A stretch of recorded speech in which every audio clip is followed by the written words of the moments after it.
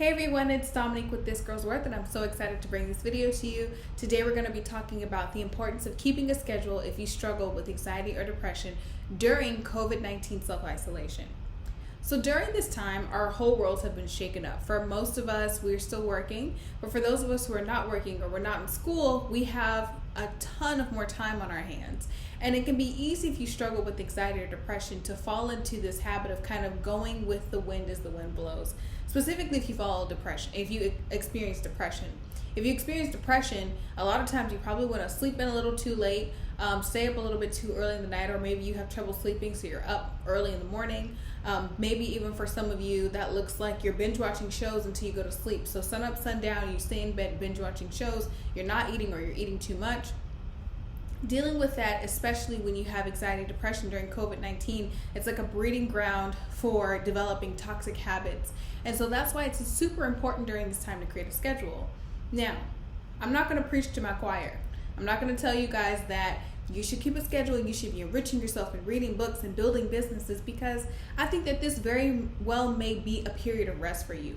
But there's a difference of establishing a period of rest and not having any structure in your life. There's a difference. And when you don't have a structure in your life, you fall prey to a lot of things that maybe you wouldn't be susceptible to if you were keeping busy or keeping yourself on a schedule, or you gave yourself something to look forward to.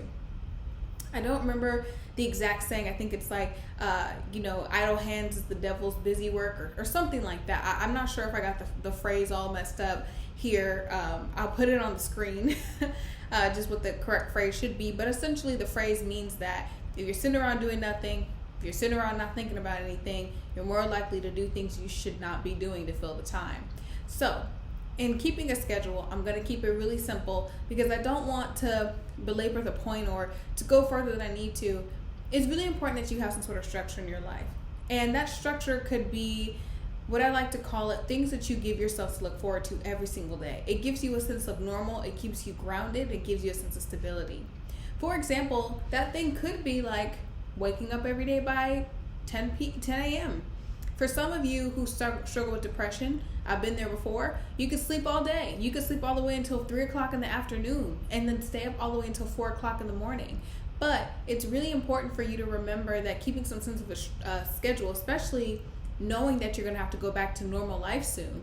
At some point, you're going to have to get that job or go back to school and get up in the morning. You don't want to set yourself up to fail by living this unstructured life. So keep some sense of structure. It's like a lot of kids who struggle with mental health or who struggle with certain learning disabilities. The parents and the teachers will create a schedule and some sense of structure that the child doesn't feel lost. They have a sense of balance to refer back to. The same thing that we practice in our childhoods when we have structure, or for those who have learning disabilities, as a child they've learned the importance of structure, is the same thing for you as an adult. It's called self-regulation. You have to learn how to self-regulate, which means that if you know that you are the type of person who will stay asleep until 4 p.m. in the afternoon and you'll wake up, you'll stay asleep till 4 p.m. in the afternoon and you're going to be up in the middle of the night at 4 a.m. watching Netflix all day, then you maybe need to set a schedule and say, I need to get up by 10 a.m. and I'm going to set my alarm and I have to get up. There's no excuses. And I have to be in bed by 2 a.m. every single day. No excuses. Even if I have to turn off the TV and lay in the dark, that's what I have to do. For some of you, that looks like, I know for one of the small things I did when I was coming out of a season of depression, and I was experiencing depression, is that I capped how much I watched TV because I had nothing else to do. I was at work. I would come home, I would write, and after I was done writing, I had nothing else to do. And so after that, I capped how much I would spend watching TV. This meant that I would give myself 3 episodes or 4 episodes or 3 hours of TV, which is quite a bit of TV, but I know I'm not judging. Some of you watch more TV than that. So I capped myself on how much TV I would watch, and then after that I'd have to do something else. I'd have to exercise, or I'd have to cook, or I'd have to clean up something. I would keep myself busy in that way, but I would cap it so that I'd have something to look forward to the next day. And it will surprise you how much it actually did contribute to a positive thing in my mental health, because I realized, I would be excited. I'd be like, oh, what's gonna, I was so excited for this episode. What's it gonna be tomorrow? What's gonna show up? What episode am I gonna see tomorrow? So you need to give yourself something to look forward to. Some of you binge watch everything, and then you get sad. And there is, if you're depressed and you don't really have a lot going for you, you're anxious, and a show calms you, when the show ends, there is a little bit of sadness for you. I understand that as well. For people who've never really experienced anxiety or depression, they're like, that sounds pathetic. But it totally happens to people. So if you're experiencing anxiety or depression in any capacity, you need to set boundaries and limits for yourself. Go to sleep at a proper time, wake up at a proper time, even if that means you schedule your meals. So you have to make your breakfast, your lunch, and your dinner at certain times of the day. Or maybe you clean your house every Thursday, or you set a schedule for yourself. Set something for yourself to have some sense of normalcy and balance in your life. You will fall deeper into your depression and experience more anxiety if you create an environment of instability around you. It's so important. Whether or not you need to convince yourself to get up, to clean, to cook, to watch only 4 episodes a day so that you can save some for later, so you can have something to look forward to. Read only 1 chapter a day or a night.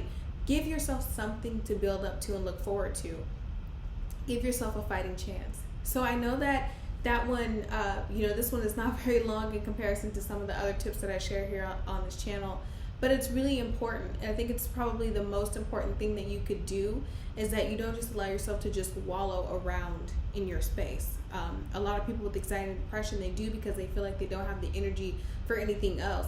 And that's why you take it moment by moment, and you take it a step at a time.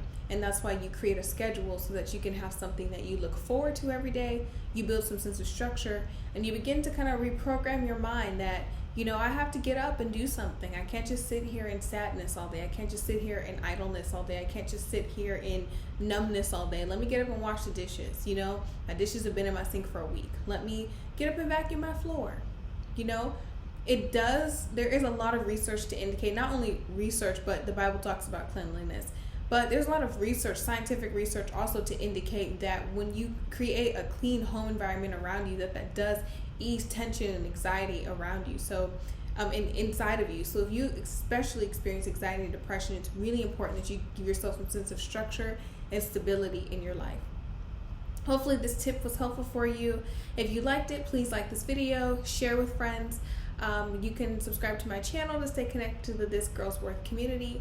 And you can also follow me on Instagram and Twitter at This Girl's Worth. You can also follow me on my blog, thisgirlsworth.com, where I write blog posts every week. And so I have a lot of content out there for you guys. I hope that you stay encouraged and you're staying safe in this time. I love you, and I look forward to chatting with you soon. Have a great night. Bye.